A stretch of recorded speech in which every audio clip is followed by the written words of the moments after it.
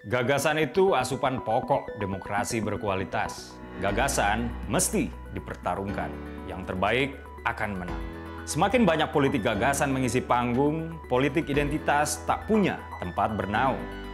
Simak Gagasan UKI. Assalamualaikum warahmatullahi wabarakatuh. Salam sejahtera untuk kita semua. Om Swastiastu, Namo Buddhaya, salam kebajikan. Teman-teman, heboh banget nih. Rumah Ketua KPK, Pak Firly Bahuri, digeledah polisi.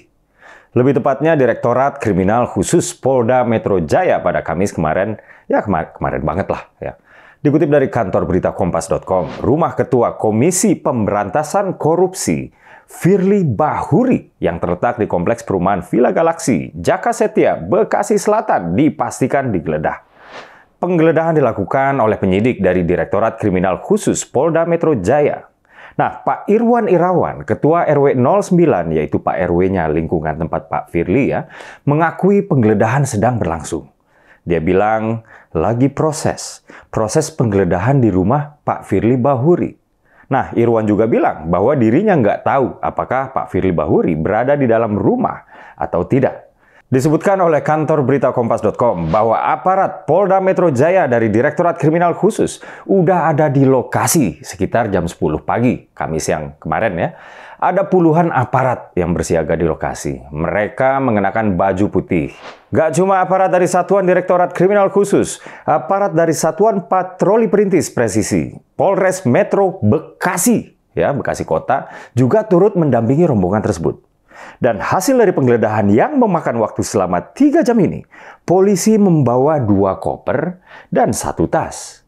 Penggeledahan rumah Pak Firly ini, teman-teman, adalah tindak lanjut dari upaya Polda Metro Jaya untuk mengungkap dugaan pemerasan oleh Ketua KPK Pak Firly ya, kepada tersangka kasus korupsi yang sedang ditangani oleh KPK, yaitu mantan Menteri Pertanian RI, Pak Syahrul Yassin Limpo atau Pak SYL. Sementara KPK sendiri seperti cuma bisa pasrah, ketuanya diperiksa oleh polisi.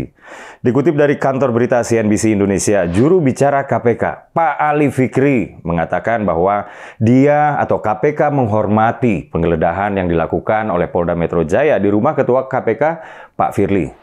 KPK menyatakan akan menghormati proses hukum itu selama sesuai dengan mekanisme dan ketentuan hukum yang berlaku. Pak Ali bilang, KPK tentunya menghormati kegiatan tersebut sebagai bagian dari serangkaian proses hukum dan itu pun sepanjang sesuai mekanisme dan ketentuan-ketentuan hukum yang berlaku. Itu kata Pak Ali ya. Nah, sementara terkait pemeriksaan Pak Firly sendiri, sempat terjadi tarik-menarik ya antara Polda Metro Jaya dan Pak Firly-nya.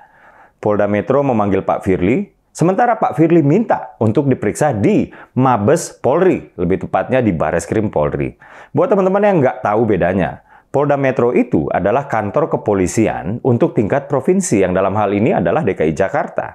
Sementara Bareskrim Polri yang berkantor di Markas Besar Polri adalah kantor kepolisian untuk tingkat nasional atau pusat.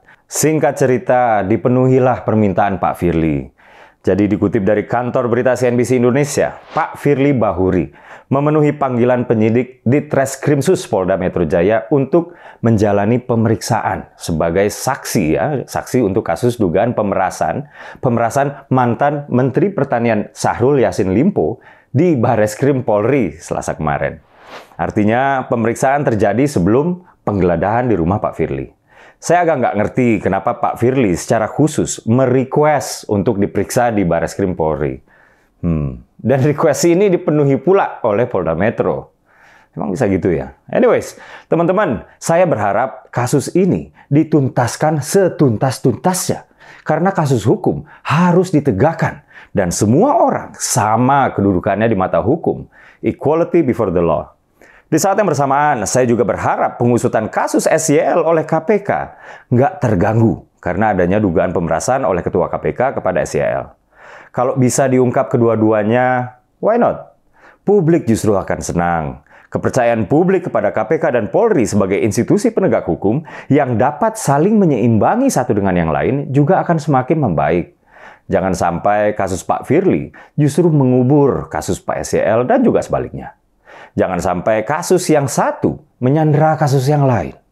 Jangan sampai ada transaksi antara yang menangani kasus-kasus ini.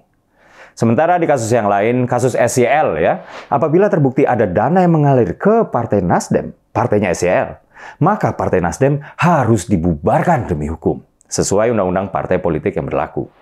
Pengungkapan dua kasus ini sedang berlangsung, teman-teman. Nah, kita memang dihebohkan dengan hiruk-pikuk Pilpres beberapa bulan terakhir.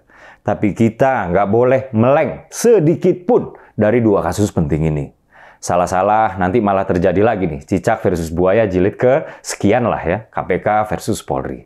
Akhir kata mengutip Bertrand Russell, seorang filsuf dan ahli matematika legendaris dari Britania Raya.